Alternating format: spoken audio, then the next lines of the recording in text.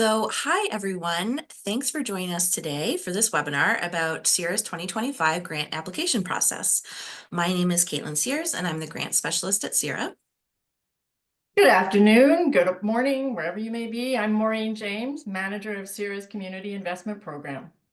And today we'd like to acknowledge that we are speaking to you from the unceded, unsurrendered territory of the Anishinaabe Algonquin Nation, whose presence here reaches back to time immemorial, the city colonially known as Ottawa. Right now we have our cameras on, but for the remainder of the presentation, we'll turn our video off so that you can focus on the presentation. This webinar is for people interested in preparing a grant application for our 2025 funding call, which is open until 2 o'clock Eastern Time on April 9th. A recording of this webinar will be available next week on YouTube and posted on CIRA's website. A quick few logistical details. Given the large number of people participating in the webinar today, you are muted, but you can click on the Q&A button to ask any questions and we will make sure to answer them at the end of the presentation. And if we miss your question today, you can also reach out to us at grants@cira.ca. Okay, so here's our agenda for today. About CIRA and Net Good, what we fund, project eligibility, preparing your submission, applying for a grant, the application review process, top mistakes for applicants to avoid, and we'll make sure to have time for some questions at the end. So our organization is CIRA, the Canadian Internet Registration Authority, based in Ottawa, Ontario. We are best known for our role managing more than 3 million .ca domains on behalf of all Canadians. We also offer related cybersecurity products and services. CIRA's goal is to ensure a trusted internet for Canadians. CIRA generates revenue through .ca domains and cybersecurity services, and as a not-for-profit corporation, we don't pay shareholders. Instead, we choose to reinvest millions of dollars each year to support communities, projects, and policies that make Canada's internet a better place. We do that through CIRA's Give Back program, Net Good. And this community investment is focused on 3 pillars: infrastructure, online safety, and policy engagement. Some Net Good initiatives that you may be familiar with are Canadian Shield, Internet Exchange Points, our Internet Performance Test, the Canadian Internet Governance Forum, and of course our grants. Grants is our annual funding program. Every March, we put out a call for applications, and our goal is to fund community-led internet projects that build a resilient, trusted, and secure internet for Canadians, and that contributes to addressing Canada's digital divide. Each year, we have over $1 million in funding available, and we fund up to $100,000 per grant. This is our 12th year running the program, and since 2014, we've funded 232 projects with $12.95 million. So next, let's talk about some types of projects that we fund and give you some examples of each. Like with the Net Good program as a whole, the 3 funding areas for our grants are infrastructure, online safety, and policy engagement. To give you an idea of what each of these means, infrastructure projects involve community-led connectivity research, network planning, and solutions. We emphasize that projects must be community-led and community-owned. Online safety projects involve research, educational frameworks, tools, consultations, and training programs to increase online safety against common threats like misinformation, online harms, privacy intrusion, harassment, cyberbullying, and gender-based violence. And finally, policy engagement projects can involve events, research, and policy ecosystem work that broadens public awareness, understanding, and engagement in internet policy and governance. And here are some examples of infrastructure projects we've funded in recent years. A cell signal booster at a remote recreational area in the Northwest Territories to allow for greater safety through enhanced connectivity for users of the area, including Indigenous land users.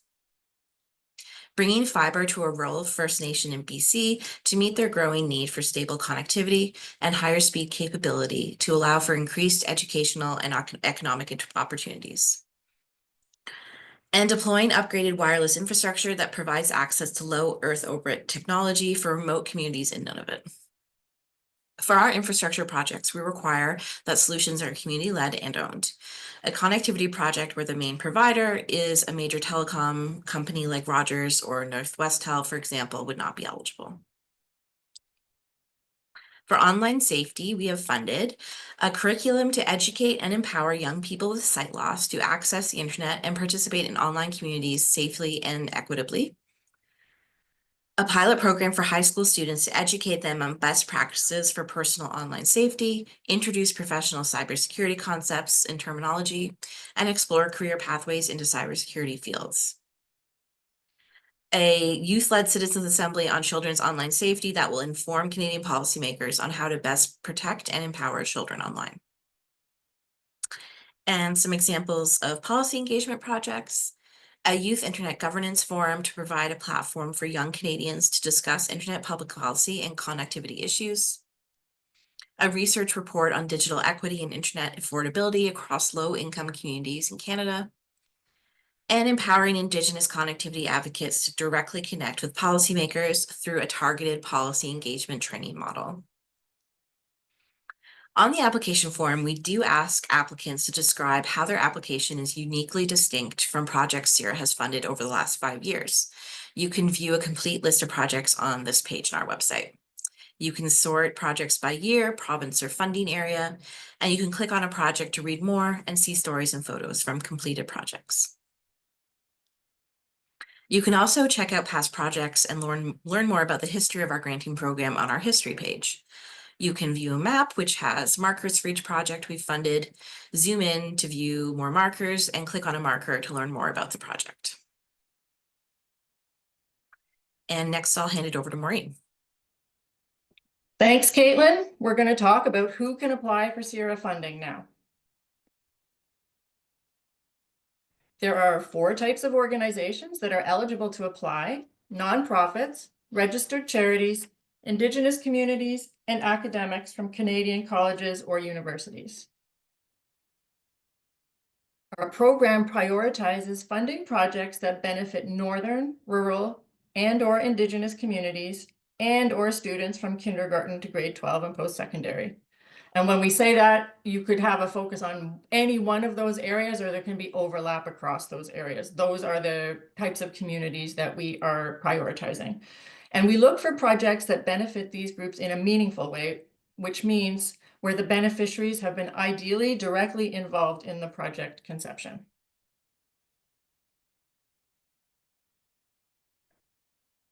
So that is what we do fund, but there are a lot of things we don't fund. And so we just want to make sure that you're aware of those.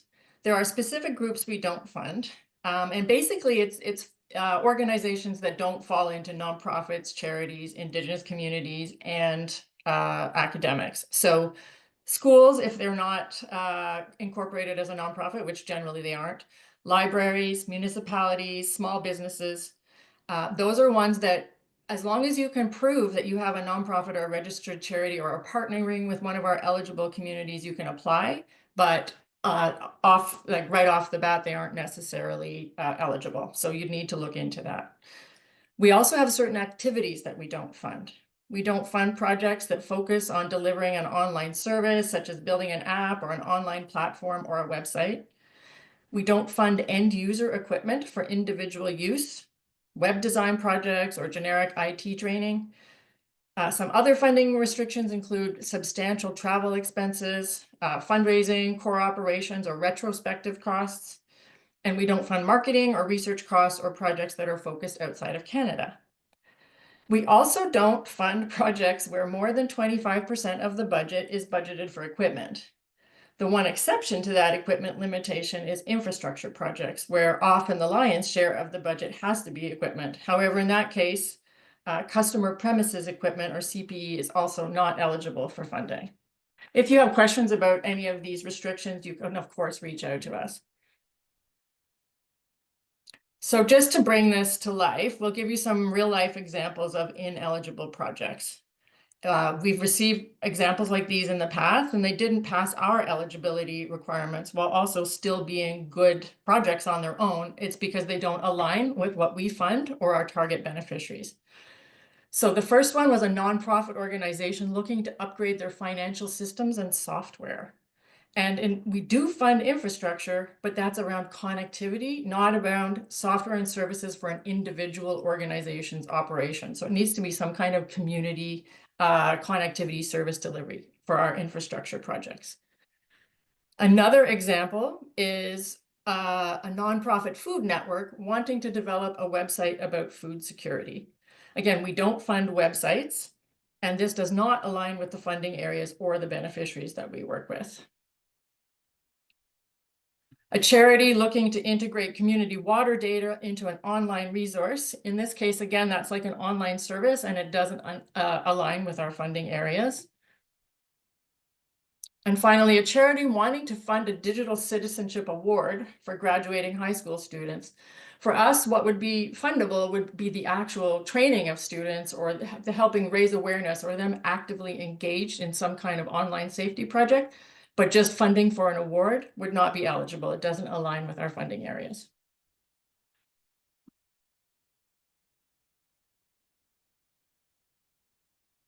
Now, let's make sure you know all the key dates so you know when to do what and what happens when. The application period opened yesterday, March 3rd, and it closes on April 9th at 2 p.m. Eastern Time. You can hear us emphasizing the time zone and the deadline because we have applicants across the country and our online system doesn't accept late applications. It automatically closes at the 2 p.m. Eastern deadline. So make sure you know what time that is for you in your time zone. And remember, we're changing our clock soon. Every year we have people who miss applying because they get the time zones mixed up. Don't let that happen to you. From March 3rd until April 9th, we review applications that come in, completed ones, on an ongoing basis until that 2 p.m. deadline. And after that 2 p.m. deadline, we can no longer accept applications. That's why the one thing we can't emphasize enough is to get your applications in early. Because when you submit your application into our online system, CIRA staff review it to ensure it is eligible and complete. And we will send you a follow-up email if anything is missing or incorrect. Typically, more than half of the applications submitted require some adjustment before they can be accepted. Some reasons for this include missing documentation or documentation that doesn't fit the requirements, sections left blank in the application form, or issues with the budget. Up until 2 p.m. on April 9th, you will have the opportunity to correct your application and send it back to us. But if anything is missing after that deadline, your application unfortunately will be declined and you will not be able to move forward in the process. On the bright side, if your application passes the eligibility review, it does move on to review by CIRA's Grants Evaluation Panel. And then if your project is selected for funding, you'll receive a letter from us in July outlining the requirements for receiving the grant. So for your planning purposes and for the project plan that you include with this application, your project should start no earlier than July for the CIRA funding portion. Now we can talk about everything that goes into preparing your application. A good place to start is the sample application form on our website. You can take a look at that before you decide to apply and view all the questions you'll need to answer on the application form, including word counts. We do provide explanations throughout the form to clarify what is being asked of you with each question. Some people use the application form as a guide to draft their responses offline in another document before cutting and pasting it into the online application system when they're ready. If you have a poor internet connection, that might be a good way to approach it.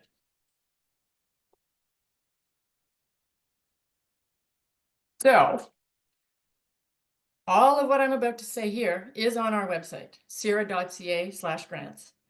But providing complete documentation is where applicants tend to need the most direction and support. So we're going to go over this together now. There are several documents required for a complete application. The requirements are the same, whether you're a nonprofit, charity, Indigenous community, or academic, with one exception, the proof of eligibility. If you are a nonprofit, charity, or Indigenous community, for proof of eligibility, you must provide documentation that confirms your charitable status or your incorporation documents. In addition to that proof of eligibility, we ask for a list of your board of directors or band council with contact information, and including their organizational affiliation, their titles, a copy of your most recent audited financial statements for 2023 or later. Some organizations don't have audited financial statements, and in that case, we accept statements that have been reviewed by an accountant and signed by 2 members of your board. So a tax return is not a financial statement and wouldn't be accepted, but your annual financial statements, as long as they've been reviewed, we would consider accepting those. A 2025 operating budget. So this is where you show us how does the project that you're applying to CIRA for fit into your overall budget plan for the calendar year, January to December 2025. Sometimes this is a little tricky because that's not everybody's budget year, but we want to see the project in the context of that calendar year so that we can see what your plans are around other expenses that your organization bears. So please show that ensure the budget indicates the year, and that it covers your expenses for the current year, January to December 2025, at a minimum. Some people have longer budgeting years, and that's fine.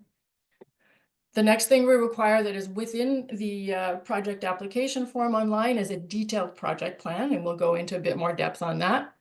We also require 3 letters of support from community members that you expect to benefit from your project, and that's probably the first thing you should get going on. And finally, we require a detailed project budget. So academics from universities and colleges, pretty much the same rundown, but I'll bring your attention to the proof of eligibility issue because it's different for you. Proof of eligibility for universities and colleges is a letter confirming that you're employed by the academic institution and a CV for the lead researcher on the project. Beyond that, the rest of the requirements are the same that I just went through for nonprofits, Indigenous communities, and registered charities. So your board of directors or band council with contact information, a copy of your most recent audited financial statements, 2025 organizational operating budget, detailed project plan, detailed project budget, and community support letters. All of this documentation you submit through our online application system. And these materials are the ones that we check internally at CIRA for completeness before your application can be moved forward for further review. As we mentioned previously, our experience shows us that at least half of applications need some corrections or additions, often in these documents. So regardless of your type of organization, we encourage you to submit well in advance of the April 9th deadline.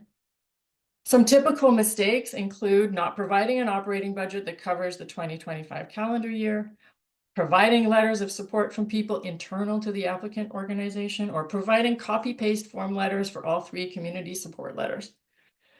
There's no need to provide any additional documentation beyond what we request in the online application system because the panel will receive and review only the application form and documents we've requested.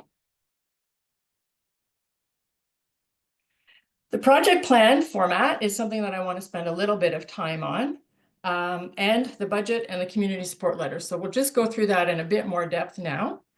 A key part of your application, 25% of the score actually, is the project plan. And there's a table that you will fill out that outlines the key activities you plan to carry out to achieve the goal of your project. A strong project plan demonstrates how and when the activities will take place, the expected outputs, and the resources that you will need to achieve them. In the key activity section, you should identify the main areas of work, events or milestones of your project, and describe the specific activities that will be undertaken for each. Be specific enough and include enough detail to show the steps involved in delivering the project. We expect to see 3 to 5 activities, but more can be included if necessary. I think the thing to keep in mind with the activities is that you have to report against them. So try to keep it to 3 to 5. At that level of detail should be sufficient. We also want to hear from you what outputs are expected as a result of each key activity. And they should be tangible, concrete products of the work, like a curriculum, a workshop, an installed network, a work plan, those kinds of things. We want to know the timing when you estimate those activities will take place. Overall, projects funded by CIRA should last about a year. And human and financial resources is something that we want to understand in relation to your activities. What are the people and financial resources that you'll need to complete each activity? This will help you build the budget later. And it shows a clear connection between resources and project delivery. So to help you out, we actually have 3 example project plans on our site that you can download and take a look at, one for each funding area, to give you an idea of the kind of expectations we have for the project plan. So some quick tips on project plans. As we suggested, 3 to 5 key activities and the outputs of each activity. We want you to be detailed so that the evaluation panel will get a clear picture of how you will get the work done.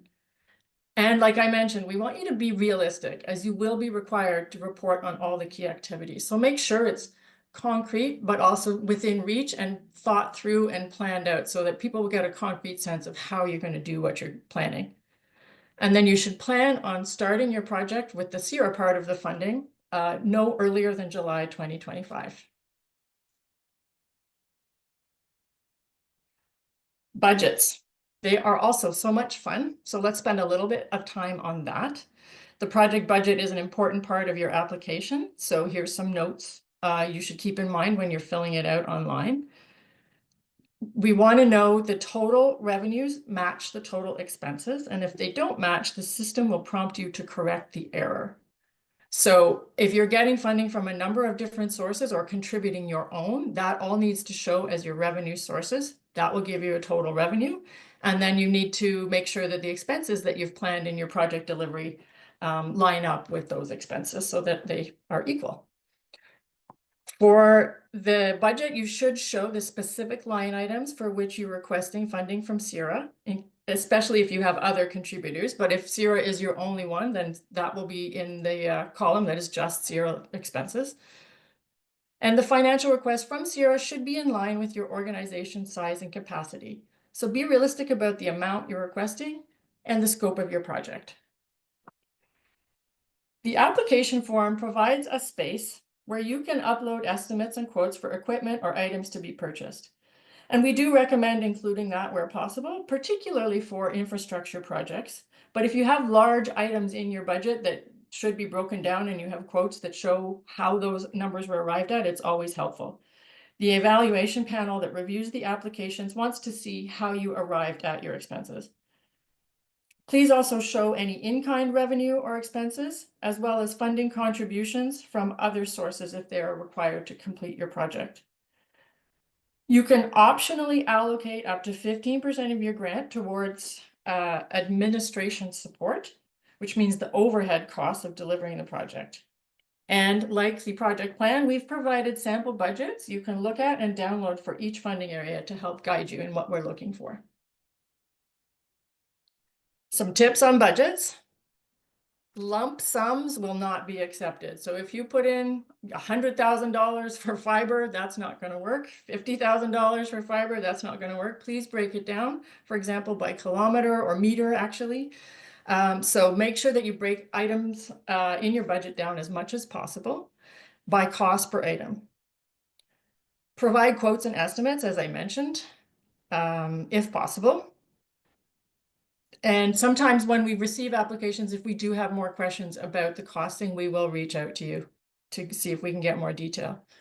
If your total project budget is greater than the amount being requested from CIRA, say your project is $150,000 and you're asking CIRA for $75,000, do show us the other sources of funding you're seeking or have already confirmed. And please ensure that you reflect the value of any in-kind contributions within the revenue and expense sections. Staffing costs directly related to the project delivery are allowed. For example, if a policy director is spending 60% of her time on the project for 12 months, you can include her 60% time of that salary as a line item. You're also invited to include up to 15% of your CIRA funding request as admin support. So for example, if you are requesting $100,000 from CIRA, the amount of admin support may be no more than $15,000.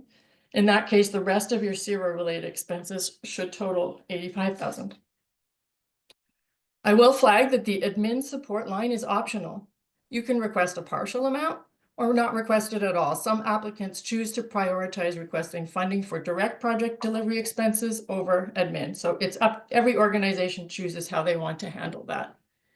If you do choose to budget it, it comprises overhead items such as rent, utilities, managerial oversight, accounting, insurance. So if you're including the admin support, identify what you're applying it to, but then also make sure not to put those costs separately in the main budget because they wouldn't be covered. We would know them as admin support. And finally, guidelines on the community support letters. As we mentioned, each application is required to include 3 letters of community support.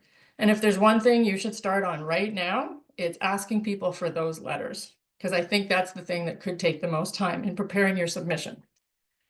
We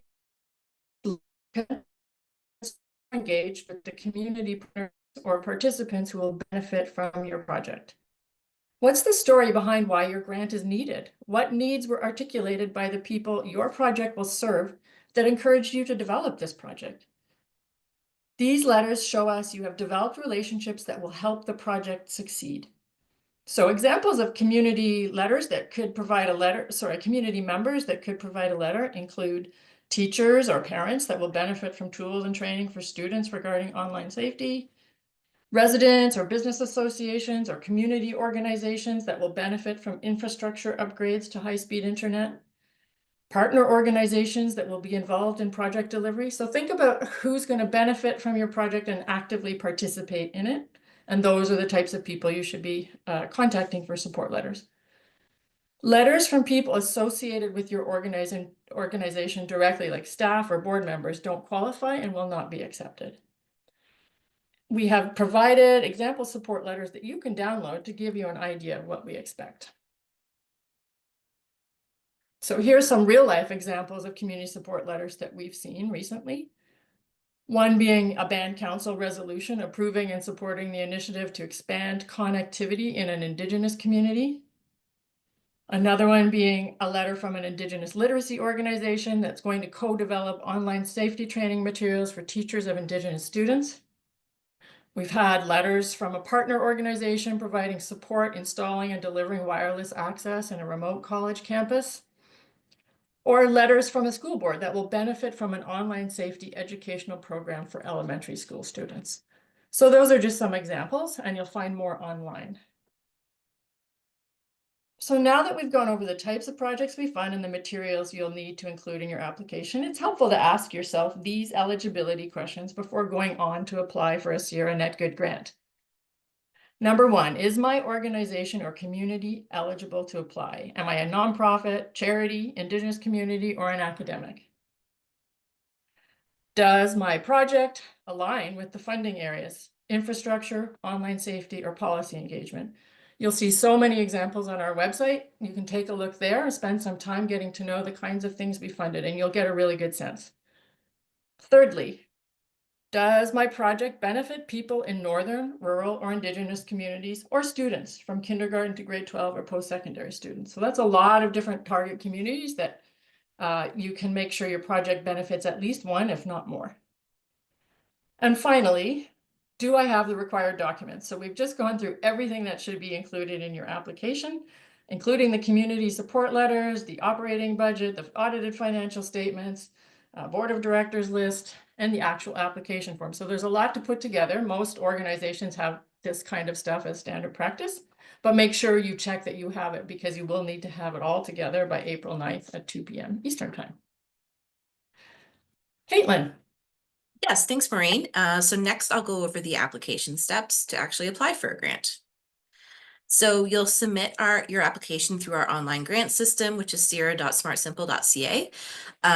If you've applied in the past, you'll notice that we have a new and improved platform this year. You can go directly to this address, or it's also linked on our website. You can choose your preferred language from the dropdown and then click register to sign up. To register for an account, choose the applicable type of organization and provide the required information, including your organizational and contact details. If you're applying as a registered charity, you can search for your organization's information using your charitable registration number. And after completing registration, you'll receive a welcome email inviting you to set your password. Once your password is set, you are ready to log in and start your grant application. After you've created your account, you can access your applicant portal.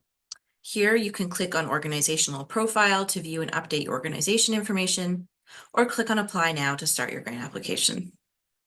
You'll see two dashboards, action items and completed items.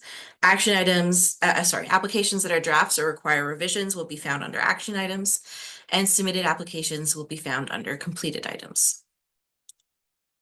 So start your application, as I said, click on the Apply Now button at the top, and on the next page, click on Complete Your Application Form to start filling out your application. The application form consists of a series of sections organized into 7 tabs. You can complete the sections in any order. A very important tip, start by hitting Save Draft, as some of the functions of the application will not be available until after you hit Save. And please remember to save your work frequently. If you don't save, you risk losing your progress, as the system does not autosave for you. The most important step, when you've completed the application form, click on the big red Submit button at the bottom of your screen to ensure your application reaches CIRA before 2 p.m. on April 9th.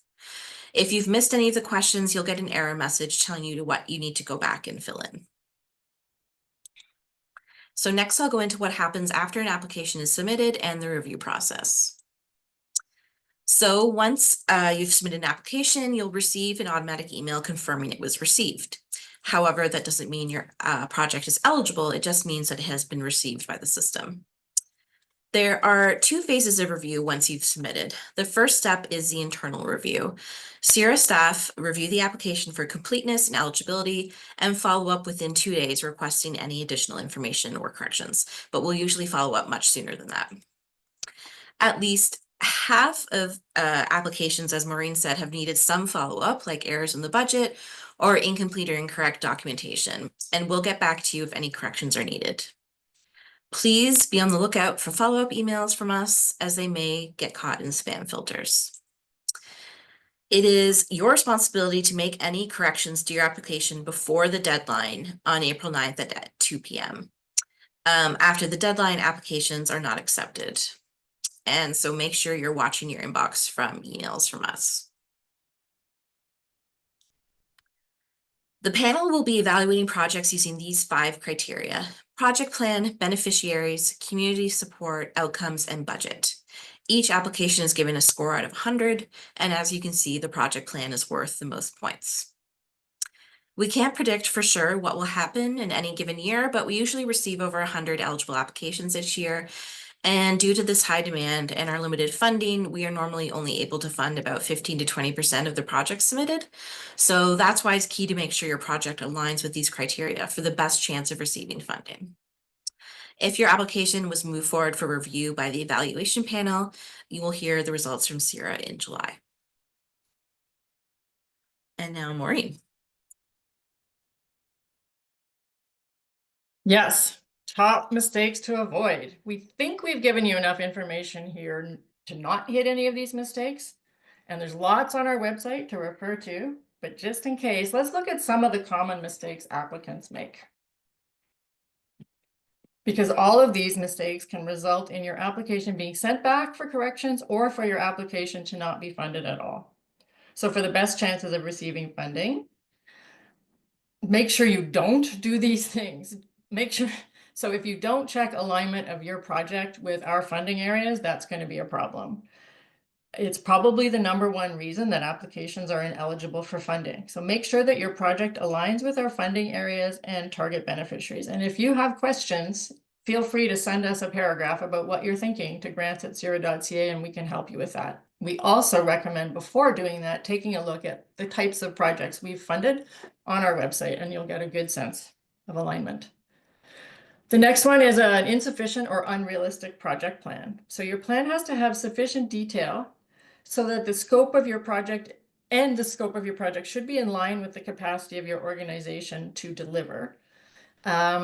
Sometimes people put in things that sound good, but it's not clear how they're going to do them. So really try to make sure that if a project is created, you've created some materials, et cetera, and you want to like raise awareness about something, show how you're really going to do that. That is often one of the places where projects run into trouble, is a unrealistic or not detailed enough project plan.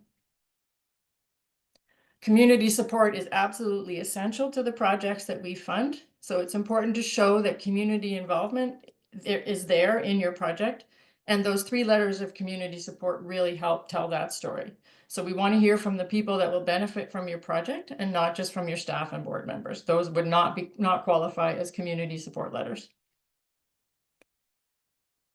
Filling out the budget correctly and including the specific breakdown of costs and providing quotes and estimates if you have them. That helps the panel review the reality of the costs that you're putting forward. And remember that they're very familiar. They've been doing this for years. They're very familiar with the costs of things, the kinds of elements that go into projects, etc. So giving them as much information that's specific to your situation as possible will help. And don't forget to check your email, your spam, your junk folders, the places where email ends up during this time. Because if you've submitted your application and we're doing our review, you will get follow-up emails from us, either indicating that it's fine, everything is complete, it's moving forward, or that it needs more work. And that's really important, because there's usually only a little bit of time left before the deadline once people have submitted. And when we find issues to correct in your application, you will get an email from the application system.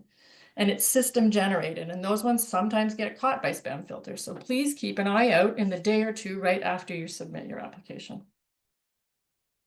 And finally, apply early.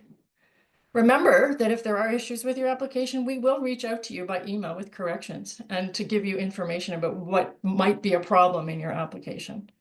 So do yourself a favor, start preparing right away, get your community support letters going, and don't wait until the last minute. Those are the top things to avoid. We also want to remind you that the best way to reach us with questions is grants@cira.ca. And now we're open to questions.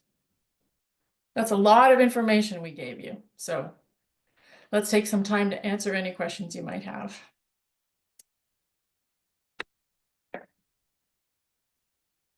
All right, a number have come in the time that we have been talking.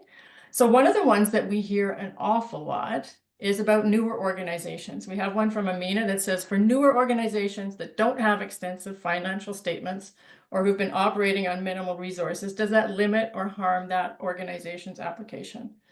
So what the panel is looking for in the financial is that you have a track record of operating projects, managing money, managing accounts. So if you don't have extensive financial statements, you have to tell the story of how you have been able to do what you've been able to do so far. So again, one of the things that we mentioned during the webinar here is that if you're asking for a $100,000 project, for example, but you only have a $20,000 budget that's run by volunteers, there might be a little bit of a reality gap there, and the panel would have questions about that. Also, newer organizations may not have all the documentation, but can point to work they've done in the past. They may not make it the first time through, because because CIRA is very concerned about making sure that the organization is strong enough to operate and deliver the project. So keep those things in mind when you're preparing the documentation, and make the case that your organization is strong enough to do what you're proposing. If you don't get it this year, you'll be a year older if you apply again next year. So possibly you will have even that much more track record. So that's what we recommend for that. Funding to establish cybersecurity monitoring tools. That is a question that's come in from Allison.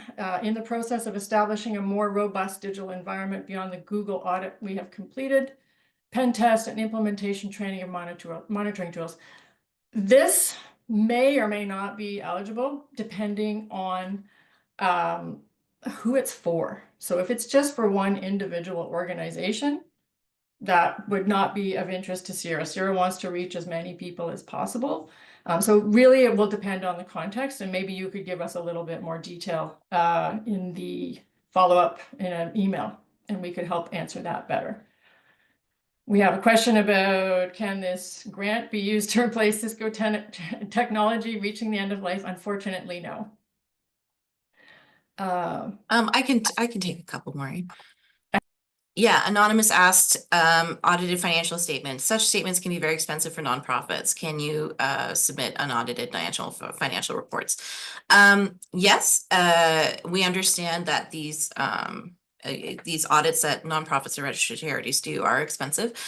So as we said, financial statements that have been reviewed by an accountant and signed by your board of directors, 2 members of your board of directors, are acceptable to submit. David Phillips said, you do not mention older adults who are struggling with the digital world. Would a project addressing this area be eligible? Yes, if the older adults are in one of our target beneficiaries, like northern rural or indigenous communities, that would be perfectly acceptable. Riley asked if the application be considered if a website is a small component of the project, but the main project. Yes, that's totally fine. That is something that we funded before in the past. We know that you need some way to get your project out there to people so they can access it. So if it's building a website as part of the project delivery, then yes, that's acceptable. Can more than one person work together on the same online application? Yes, they can. You can add collaborators to the application. You'll see when you log in there, there's a way to do that. And if you have any other questions about using the system, you can reach us at grants@cira.ca. Oh, Linda, do you want to answer the question from Linda Maureen? Sure. Year of incorporation is always tricky for First Nations. Often what you can put, people have answered that question differently, all sorts of different ways. Sometimes it's what year they were recognized as a First Nation by the Canadian government. That isn't always satisfying to people. Sometimes people put how long ago they think since their nation has been on that piece of territory. So that year question isn't really super important to your application. For us, the more important stuff is the proof of eligibility and the leadership and the information about how your organization operates. So feel free to answer that question in the way that makes the most sense to you.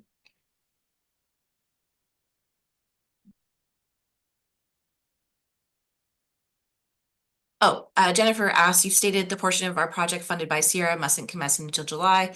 Does this mean you expect some work to be done beforehand at our own cost?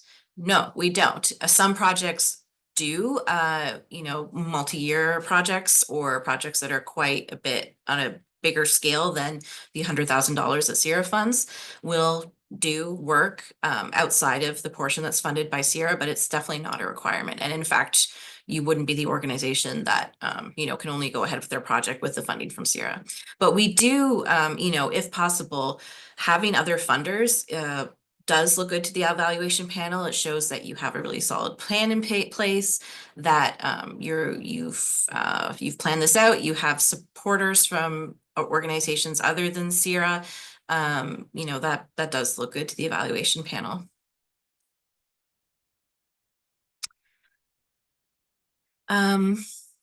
Jennifer also asked, can our charity's registration number suffice as proof of eligibility since it will be accompanied by our board list and financials? So every charity will have some kind of proof of eligibility documentation, like your charitable registration documentation. You can upload that as proof of eligibility. Will applications be screened to determine if they were created using AI? No, we don't have any kind of formal screening for that in place. Maureen, do you want to take a couple? I'm losing track here. Sure. There's a question Oh. from Anonymous about a project involving the development of software, and would that be eligible? The purpose of the project would have to be really clear that it fits into either probably online safety. Is that the area that you'd be thinking of? So designing apps, not really something that we prioritize, but the development of that and the educational process that goes around it, the second part would be the more important piece. So developing the tool, potentially, maybe you could follow up with us with a little bit more detail about what you have in mind, and we could advise you by email. Next question is what we consider under safety, the category of online safety, and whether cultural safety would qualify under this umbrella. We've had a number of questions about this, and we do think that it will fit. It has to be, you have to clarify how it connects to online safety and who's being protected and what difference that's going to make to the community that would be benefiting from this. But yes, the notion of harm being done to online content and the concepts around protecting that is something that we would consider as under online safety.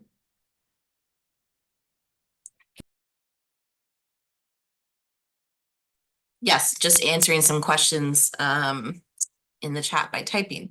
Can you say more about what you consider under safety? I'm interested in learning if cultural safety would qualify. I just did that one. Oh my gosh, I'm so sorry. I was Okay, distracted you know typing answers. No, it's fine. And I actually had started answering the next one from Kaylee, and I did not use the platform correctly, so I think it got dismissed by accident. So apologies for that.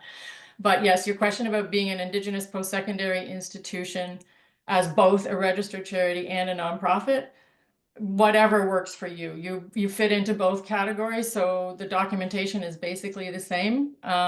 With putting in the CRA number, we get a little bit more information about your organization, but you can choose either. An academic applying, which 2025 operating budget would we want you to upload? The university, yeah, yes. All of those sound good. The university operating budget is always a little huge and unwieldy. We would take any of those. So I think what would end up happening also is your lab budget, where the project would be based, would be kind of part of the picture of what you're presenting about your project. So you could do that one. That would probably give the panel the most information, because university budgets are fairly easy to find. So I think the more specific version would be good. Caitlin, are you typing, or do you want me to keep going? No. Do you support national umbrella organizations? I'm not sure what, I'm not sure what the anonymous asker is asking there, but yes, if it's a nonprofit or a charity, yes, of course. In theory, our charity, from Jennifer, in theory, our charity will need to have two 2025 budgets, right? One including the successful grant scenario, and one we'd use without getting the funding. No, you don't need to provide two. You could provide if your operational budget for the year isn't finalized, you could provide a draft, but you wouldn't have to provide two. Although they would, I mean, they're trying to make a decision between, do we show you the project that we want funding for in our operating budget or not? Oh, I see. So I think, I mean, let's be optimistic and show it in the budget so that we can see it in the context of everything else you're planning to do in the year. And you may consider that a draft at your end, or a version of the budget that you're submitting to us for our purposes. But if you're anticipating doing this project, getting some funding, whether it's from CIRA or not, it should show up in your 2025 budget. Anonymous asks, we are a nonprofit personal care home and we're looking into upgrading our nurse calling system. It's a completely wireless space and depends on software to operate. Yeah, unfortunately, this doesn't quite align under the kind of connectivity that we fund. It has to be community owned and led internet infrastructure, not a specific software or like some kind of online service. Can you say more about the slide where you stated you do not fund marketing or research? Yeah, so obviously some projects you will have to do, like consultations, community surveys, that sort of thing. That's an eligible expense. But marketing or research, like Maureen, can you think of an example that would qualify under there? I actually feel like this is kind of outdated and has been something that we've said for years and years and years, but relevant to your project, if you are promoting your project, that is possible, like social media, that kind of thing, and doing research to figure out if your project in the community to find out if it's viable or feasible, that's also eligible. So I think it's more if you were only in your budget focusing on outreach and promotion when really the focus of the project should be the developing and the creating of something. So I think that's a good question, and I think maybe we might want to adjust that line in our presentation. Anonymous asks, are public-private partnerships acceptable if the infrastructure is for one of the targeted beneficiary communities? So that case, the applicant would have to be the nonprofit or registered charity or indigenous community in question would have to be the applicant. They would have to be responsible for delivering the project. But you can certainly partner with a private company, and they can also provide funding for the project as well. That's not a problem. I'm just going to jump in and say we'll probably do about 5 minutes more questions, and anything we Yes. don't get to, we'll do our best to follow up after this webinar. And there will be a recording of this webinar available. So if you're leaving soon, you can pick up on what we finish with. And otherwise, we will try to get through as many as we can right now. Anonymous asks, we're a First Nation K-12 organization. Our infrastructure needs to be upgraded for security. Our schools serve the communities are integrated. The network upgrade also provides Wi-Fi to the community teachers for staff that work in the organization. Will this qualify? Yes, I mean, it's hard to know exactly just from reading this description, but if it's connectivity that the First Nation is building and owning and operating for the community, yes, that could qualify. Would a project that provides for rural businesses to get online in terms of building websites, e-commerce be something that would qualify under this funding? Yeah, we don't fund projects that are specifically about building websites or platforms like e-commerce platforms.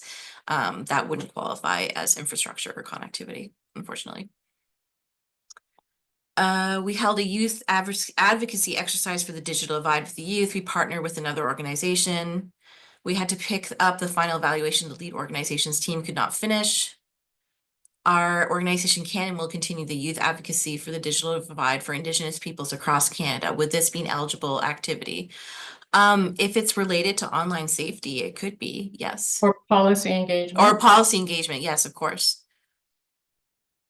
Does CIRA provide part of the requested funding on some occasions? Maureen has a good answer to this. Sure. From time to time, there may be parts of a budget that the evaluation panel will consider maybe not necessary. So the full application doesn't always get funded.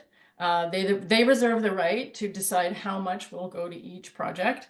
And then on the other side, we go back to the applicant to say, you know what, this is what can be offered to deliver your project. Do you still want to do it? So it's a two-way street. It's not CIRA saying, we think you should be able to do your project for less. It's kind of open to you to say, you know what? So there is back and forth on those kinds of things, but on some occasions, the full amount is not granted. If we are partnering with other nonprofits, can we include the flow-through funds to those partners in our budget? Yes, I don't see why not. Yes, but you're responsible for them. So yes, that's true. You're signing off on what happens with that, and then you need to report back to us on that. Grant money is eligible for consultants doing projects for First Nations. Yes, if that's part of like a policy engagement project, for example, you're consulting with First Nations around your project. Yes, that could be eligible. Would a CIRA worker offer a critique of our draft application before we submit it?